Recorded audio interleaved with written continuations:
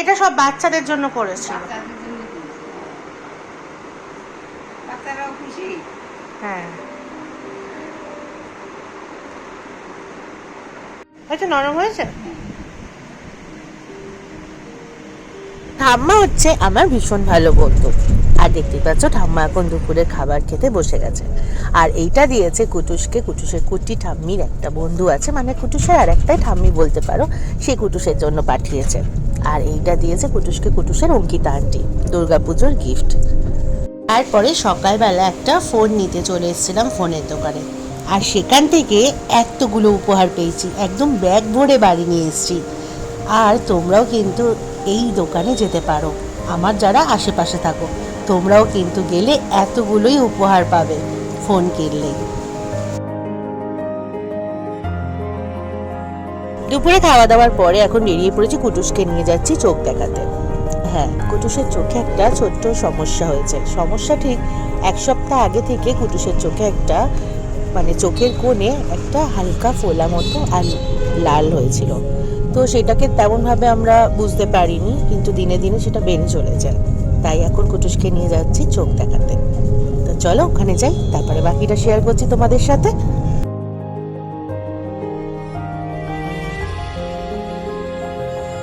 এখন আমরা চলে এসেছি দৃষ্টি প্রদীপে, আর এখানে কুটুসকে এখন চোখটা দেখাবো। আর কুটুসের পাপা আসতে পারেনি, তাই কুটুসকে নিয়ে আমি, দীপাদি আর ফুফু মানে দীপাদির মেয়ে চলে এসেছি।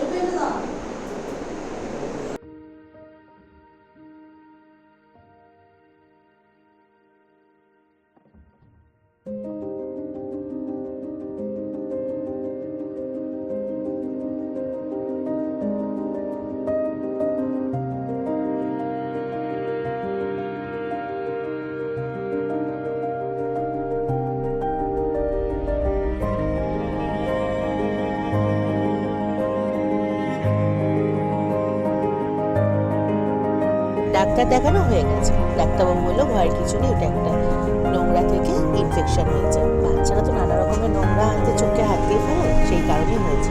কিন্তু আমরা বাড়ির সবাই একটু ভয় পেয়েছিলাম, চোখের ব্যাপার বলে কথা। আর কুটুস এত কান্নাকাটি করেছিল যে কুটুসের পাপাকেও ডাকতে বাধ্য হয়েছিলাম। আর কুটুসের পাপা একটু দরকারে গেছিল কাজে, তো সেখান থেকে চলে এসেছিল। তারপরে আমাদের সবার প্রচণ্ড খিদে পেয়ে গেছিলো, কারণ আমরা ওখানে অনেকক্ষণ বসেছিলাম। তারপরে আমরা চলে এসেছি আমাদের বাড়ির পাশে একটা ক্যাফে আছে, সেখানে এসে, কারণ বাচ্চা দুটোকে নিয়ে গেছি, আর কুটুস তো ঘুমিয়েই পড়েছে দেখতেই পাচ্ছ।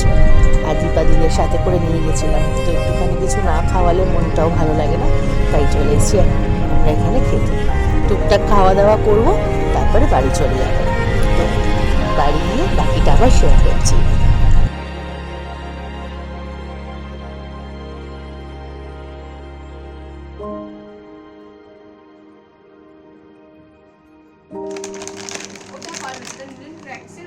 হ্যাঁ, এটা পাপড় তো। না না,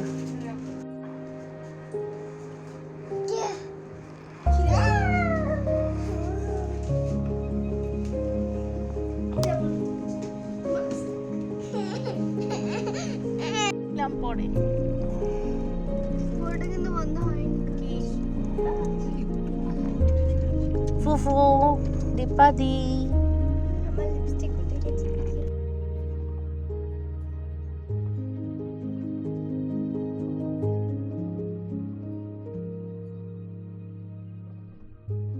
বাড়িতে আসার পরে সবাই একটু রেস্ট নিয়ে নিয়েছিলাম।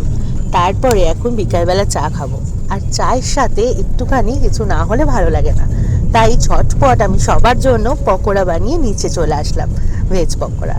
তো সবাই মিলে এখন চা খাবো, আর তারপরে আমরা এখন যাব সোনামার বাড়ি। তার আগে দীপাদি একটা রাখি নিয়ে এসছে, সেটা কুটুসের বাবাকে পরাবে, আর ফুফু একটা রাখি নিয়ে এসছে, সেটা কুটুসকে পরানোর জন্য।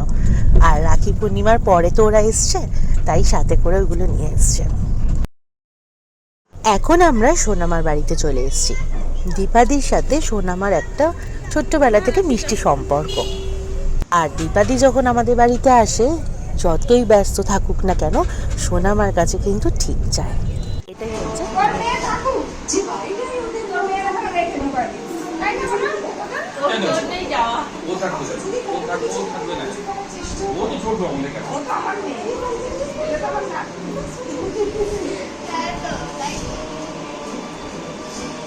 সুবিধা হবে ডিসেম্বর তো এখনো বহু দেরি। না, গুড়িয়া যখন যেতে পারে তখনই যে গুড়িয়া তো যাবে না। সোনামার বাড়িতে প্রচুর খাওয়া দাওয়া করেছি, সেটা তো দেখতেই পেলে। আর সত্যি বলতে কারোরই পেটে আর জায়গা নেই, কিন্তু মাম বানিয়েছে লুচি আর মাংস, তো সেটাও না খেলে কি একটু হয়।